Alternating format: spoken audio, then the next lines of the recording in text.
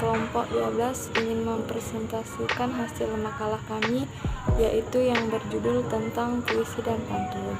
Baiklah, untuk mempersingkat waktu, saya akan menjelaskan tentang materi kami.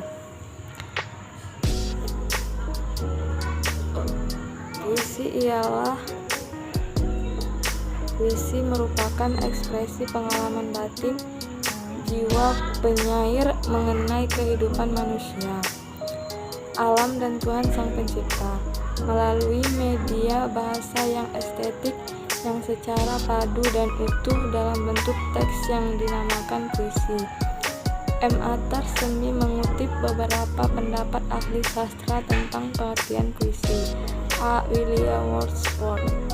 Puisi adalah kata-kata yang terbaik dalam susunan yang terbaik. B. Leigh-Hunt. Puisi adalah luapan perasaan yang imajinatif.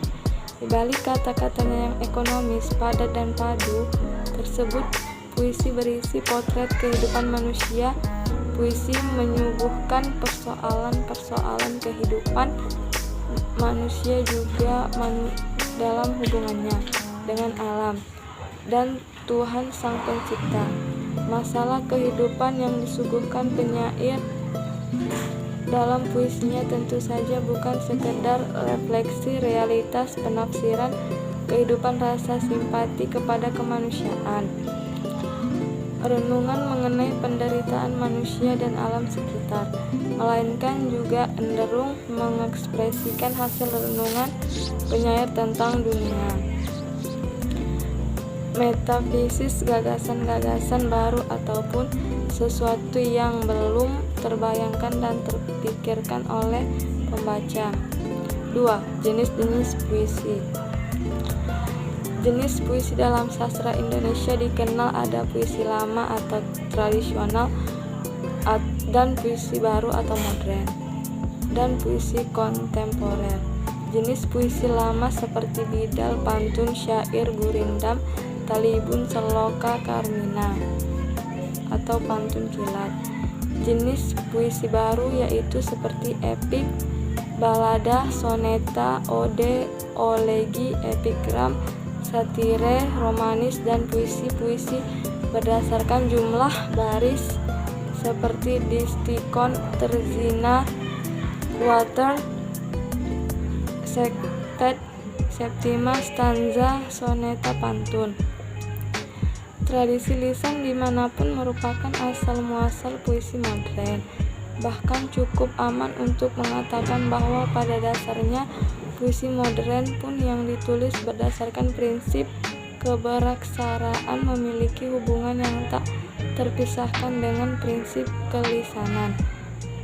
Puisi seperti rima, irama, pengulangan, aliterasi, asonansi, dan kesejajaran membuktikan bahwa puisi tulis dan cetak memang harus dilisankan untuk mendapatkan keindahan dan maknanya, meskipun tentu kita tidak perlu melisankan secara keras, tetapi cukup dalam pikiran kita.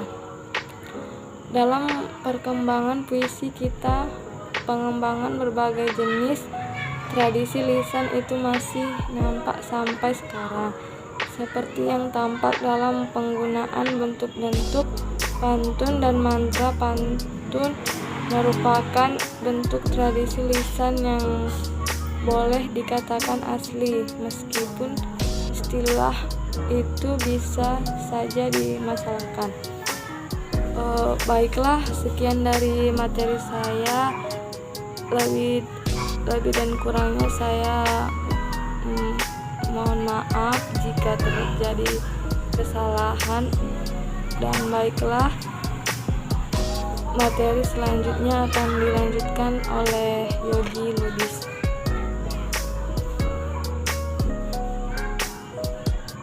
Puisi berdasarkan jumlah baris seperti distikon, terzina, quater, sektet, septima, stanza, soneta, pantun. Tradisi lisan dimanapun merupakan asal-muasal puisi modern. Bahkan cukup aman untuk mengatakan bahwa pada dasarnya puisi modern pun yang ditulis berdasarkan prinsip keberaksaraan memiliki hubungan yang tak terpisahkan dengan prinsip kelisanan. Puisi seperti rima, irama, pengulangan, aliterasi, asonansi, dan kesejajaran membuktikan bahwa puisi tulis dan cetak memang harus dilisankan untuk mendapatkan keindahan dan maknanya, meskipun tentu kita tidak perlu melisankan secara keras, tetapi cukup dalam pikiran kita.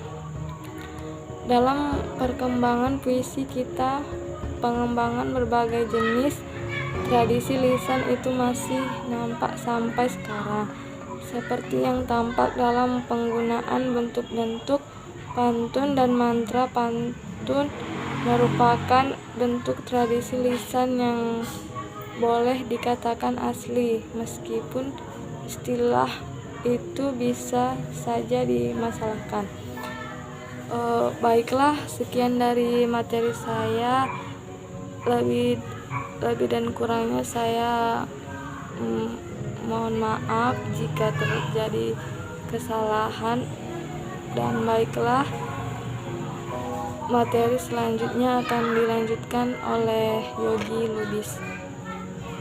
Bismillahirrahmanirrahim. Baiklah, saya akan melanjutkan penjelasan dari saudari Nisa, yaitu tentang pengertian pantun. Pantun merupakan satu di antara sekian banyak genre kesusastraan yang lahir dan berkembang pada mulanya. Istilah pantun ini berasal dari bahasa Minangkabau, yaitu patuntun, yang berarti penuntun. Namun ternyata istilah pantun ini pun dikenal juga di kalangan masyarakat Jawa, Sunda, Batak, dan Melayu. Dalam masyarakat Jawa, pantun dikenal sebagai parikan. Dalam masyarakat Sunda dikenal sebutan paparikan. Sementara di masyarakat Batak mengenal pantun dengan istilah umpasa atau dibaca upasa. Masih tentang pantun. Dalam bahasa Melayu, pantun dikenal dengan istilah kuatrain. Pantun adalah sebuah karya sastra yang lama yang terikat oleh aturan jumlah bait, baris, ritma, ataupun akhir. Pantun digunakan untuk mencurahkan isi hati seseorang. Adapun ciri pantun yaitu satu bait terdiri dari 4 baris atau larik.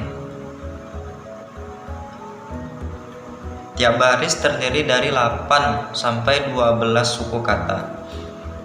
Ketiga, baris ke-1 dan kedua merupakan sampiran sedangkan baris ketiga dan keempat merupakan isi atau maksud, dan yang keempat rima atau saja, yaitu saja AB-AB. Contoh dari saja AB-AB yaitu Surabaya berupa-rupa, sapu tangan jatuh di lumpur, hendak lupa tak dapat lupa, lupa sebentar di waktu tidur. Kemudian contoh yang kedua, kapal belayar dari Belawan berlabuh tentang Pulau Tujuh. Kalau terkenang kepada Tuhan, hati di dalam hancur lumpuh. Kemudian pantun selalu ada 2 dimensi, yaitu pertama yang disebut sampiran. Konvensi mengatakan bahwa tidak ada yang sungguh-sungguh dengan sampiran. Sampiran semata-mata diciptakan sebagai pengantar menuju isi. Dan sebenarnya dalam 2 larik berikutnya, bila kita berpedoman kepada Kamus Besar Bahasa Indonesia atau isi, dan sebenarnya dalam 2 larik berikutnya, bila kita berpedoman kepada Kamus Besar Bahasa Indonesia atau KBI, hal yang sama ditegaskan lagi di sana. Ketika tentang sampiran dikatakan sebagai berikut. Paruh pertama ada pada pantun, yaitu baris ke-1 dan kedua. berupa kalimat-kalimat yang biasanya hanya merupakan persediaan bunyi kata untuk disamakan dengan bunyi kata pada isi pantun, ataupun biasanya kalimat-kalimat pada sampiran tak ada hubungan makna dengan kalimat-kalimat pada bagian isi. Kemudian ada pun macam-macam dan jenis pantun. 1. Pantun anak. Contohnya, elak rupa si kumbang jati, ni bawa itik pulang petang. Tidak terkata besar hati melihat ibu sudah datang.